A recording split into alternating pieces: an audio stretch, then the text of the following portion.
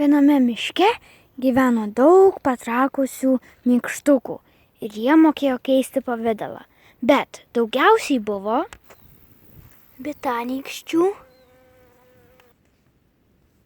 skrustanykščių.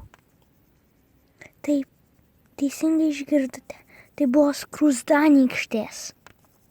Jos būdavo pasimetusios ir turėjo tik vieną tikslą – tarnauti karalieniai ir statyti namelius, taip pat prižiūrėti jų lervas.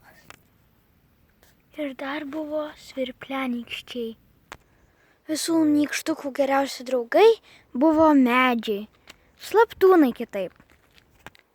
Tai buvo nykštukai, labai ilgai užsisidėję vienoje vietoje ir įaugę į žemę. Kai kurie jų mums duodavo obuolių, kiti buvo su spygliais, o kiti su lapais. Tačiau didžiausias karštis vykdavo prie pušų ir prie beržų. Beržai labai daug augdavo prie pušų, nes jie jas buvo įsimylėję, bet niekaip to neparodė, apart augdami prie jų. Jie greičiausiai ir augo. Bet pagalvokime logiškai, kas paversdavo visų širdis labiausiai? Aišku, kad tai buvo fėjos. Jos labai sukdavosi ratu ir buvo labai linksmos, nes buvo gražiausios. Vien dėl to, kad buvo nykštukės, kurios turėjo daugiausiai kosmetikos ir magijos su savim.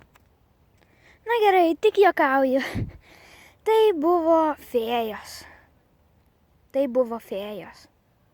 Jos turėjo tikrai daugiausiai magijos su savim ir buvo tikrai pačios gražiausios. Jos tik augdavo ir puošdavo aplinką.